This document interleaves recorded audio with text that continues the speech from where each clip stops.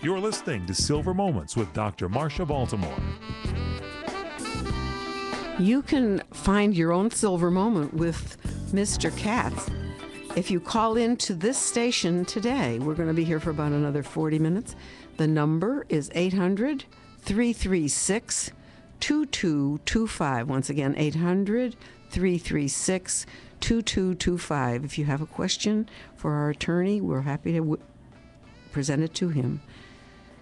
Now, we just discussed allocations, and they are rather strict according, I guess, to state law. And federal. And federal, both laws. And so if you have a question on that, I don't know if it's appropriate today, but eventually you'll have to know it. We also have some interesting things to talk about concerning a certificate of independent review. What is that, Mr. Katz?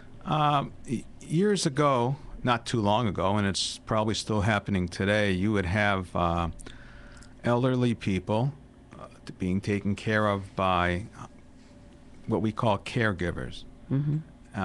And the caregivers typically are loving people, and they go out of their way to take care of the elderly. But sometimes they're not exactly kosher. They cheat.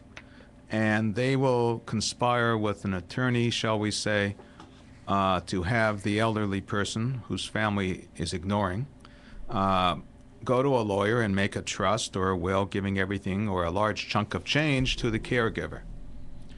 It got to the point where this elder abuse, financial elder abuse, even though it's a crime and you can be prosecuted for it and you can be sued civilly for it, it doesn't always get reported.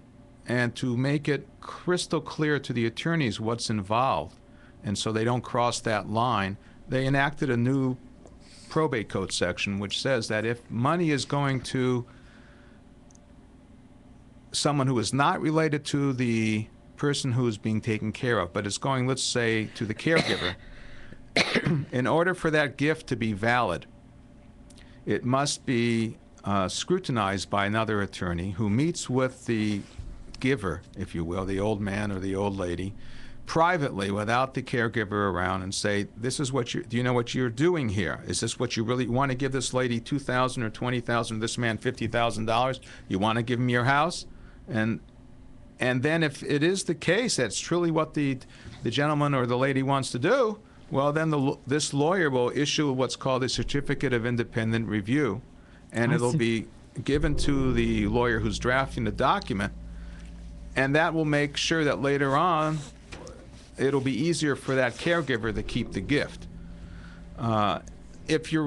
There are other people who fall into that category that you need a certificate of independent review for, but that's the general reason for it.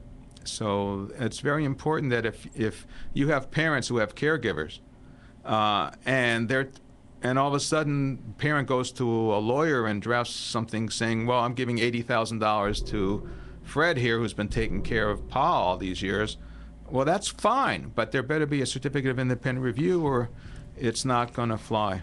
It has to be legalized with that Yes. certificate of review. I see. Well, this is the state of California's law? State of California law, and there aren't many lawyers who will do that because it's fraught with allegations of malpractice. If you certify something, it turns out that you were conned. Oh, really? Yeah. So you have to be careful of the giver, and Yeah. if the giver is not alert, Right. Well, it will be null and void then. Maybe. Yes, ma'am. I see how that would work. Whoa. Well, there's another question I have. It's called a fresh start. What is a fresh start? That's a common name for an income tax rule under the Internal Revenue Code section. I think it's 1014B6 as it relates to community property. So I'm talking from a California standpoint here, but it's federal tax. If you own a property and it's depreciating, or you bought it when it was cheap and it's like a home for $50,000 50 years ago, and now it's worth $500,000, and you sell it today, you're going to pay capital gains tax. Mm-hmm. If you have a rental property, a commercial property, and you've been depreciating it, and you sell it, you're going to pay capital gains tax on the difference between what you sold it for and what your basis is. When you die, your asset gets a fresh start. In other Oh, words, the- what's it worth when you die?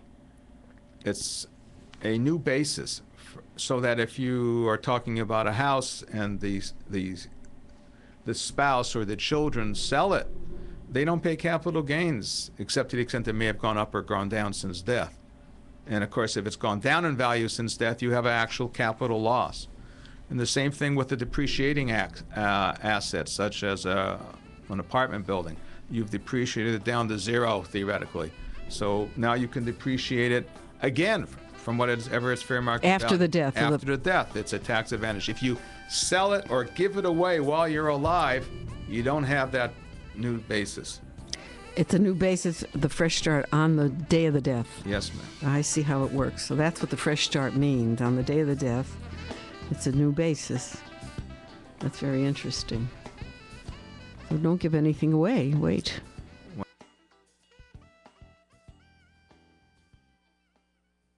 How do you feel? Where are you?